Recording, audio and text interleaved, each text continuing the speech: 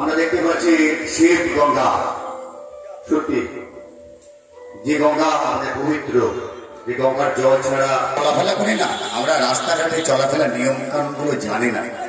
আমরা অযথা মুড়ি খেলাম, ঠোঙাটা রাস্তার মাঝখানে ফেললাম, বিস্কুটের প্যাকেট আমরা রাস্তার মাঝখানে ফেললাম, কেউ আইসক্রিম খেলেও আইসক্রিমের প্যাকেট রাস্তার মাঝখানে, লজেন্স খেলেও রাস্তার মাঝখানে।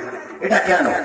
আমাদের মধ্যে কি বোধ বুদ্ধি কি হবে না যে রাস্তাটা শুধু আমার একার নয়, রাস্তাটা সমস্ত মানবের, সমস্ত মানুষের। এখানে আমি একা চলাফেরা করি না। তাই যখন ওই মুড়ির ঠোঙাটা রাস্তায় ফেলাচ্ছি, আমার বিবেক থাকা উচিত যে রাস্তাটা দেখতে খারাপ লাগছে, নোংরা যেন না করি। সেই রকম নদীতে আমরা যত্র তত্র আবর্জনা ফেলছি, গঙ্গা দূষিত হচ্ছে, নদীর জল দূষিত হচ্ছে। আমরা দেখতে পাচ্ছি বর্তমানে মনুষ্যত্বের অবক্ষয় সব থেকে বেশি, যেটা জরুরি। মানব জীবন আমরা পেয়েছি, মনুষ্যত্বটা থাকা আমাদের জরুরি। সেই মনুষ্যত্বের অবক্ষয় আমরা দেখতে পাচ্ছি। বিভিন্ন দিক থেকে মনুষ্যত্ব আমাদের আজকে কলুষিত। যে মিডিয়া, সোশ্যাল মিডিয়া, বিভিন্ন ইনফ্লুয়েন্সার আমরা দেখতে পাই, বড় বড় কথা বলছে। অসহায় বৃদ্ধা,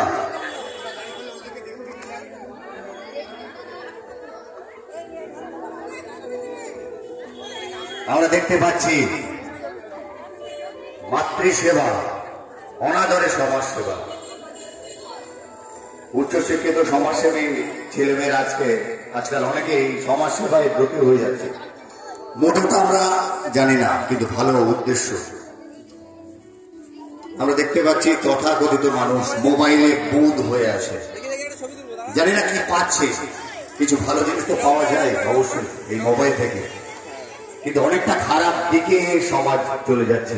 মোবাইলের এতটা বাড়ন্ত না হলেই বোধ হয় হতো, জানি না অদূর ভবিষ্যতে আমরা কি দেখতে পাবো। জীবনের থেকে ফলোয়ার্স বেশি। অনেক দুর্ঘটনা ঘটে গেছে। রেল লাইনের পাতের উপরে অনেকে 1 টাকা বা 2 টাকার কয়েন বসিয়ে দেয়। তারা দেখে যে কয়েনটা মিশে যাচ্ছে কিনা রেল লাইনের পাতের সঙ্গে, কিন্তু রেল দুর্ঘটনা ঘটতে পারে। করবেন না এটা। রেল ট্র্যাকের উপরে কোনো জিনিস ফেলবেন না, এতে কিন্তু আপনার বিপদ। আপনি শুধু একা ট্রেনে চড়েননি, লক্ষ লক্ষ মানুষ ওই ট্রেনটার ভেতরে আসে, তাই আপনার একার জন্য কিন্তু লক্ষ মানুষের জীবন ক্ষতি হতে পারে। করবেন না কখনো। মোবাইল দেখতে দেখতে রাস্তা পার হবেন না। নানান ইনফ্লুয়েন্সার তারা তাদের স্টান্ট দেখাতে গিয়ে নিজের জীবনটাকে বিলিয়ে দেয়, করা উচিত নয়। আমরা দেখতে পাচ্ছি ছোট্ট পরি কি সুন্দরভাবে সেজে এসেছে, একদম অ্যাঞ্জেলের মতো দেখতে লাগছে। অ্যাঞ্জেল, সাদা হোয়াইট পরি। দেখতে পাচ্ছি সাফাই কর্মী, যাদেরকে আমরা অবহেলা করি, ও তো একটা সাফাই কর্মী, রাস্তা ঝাঁটায়, কিন্তু সব থেকে বড় গুরু দায়িত্বটা কিন্তু পালন করে। আমরা কিন্তু অনেকে এই দায়িত্বটা পালন করি না। পরিবেশ মুক্ত রাখতে সাফাইটা জরুরি। দেখছি পুতুল নিয়ে ছোট্ট একটা ক্যারেক্টার, পুতুল ওয়ালি। আমাদের পাড়ায় পাড়ায় আমরা অনেক পুতুল বিক্রেতাকে দেখি। আধা কানুন, জানি না বিচার আমরা পাবো কিনা। পশ্চিমবঙ্গে জুড়ে বিচারের লড়াই চলছে। আমরা যারা চাকরি বাকরি নিয়ে ব্যস্ত, তাদের লড়াই আমরা চালাচ্ছি।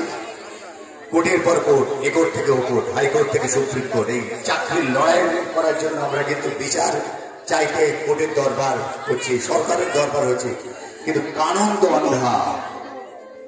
কে সঠিক বিচার দেবে? জানুন, পৃথিবীকে জানতে গেলে তো গাছপালাকে ভালোবাসতে হবে। উত্তাপটা কমাতে গেলে গাছ লাগাতে হবে। আপনি যখন একটা গাছ মারছেন, চেষ্টা করবেন সেই গাছের জায়গায় 10টা গাছ লাগাতে, কারণ ওই একটা গাছ 50 বছর ধরে কিন্তু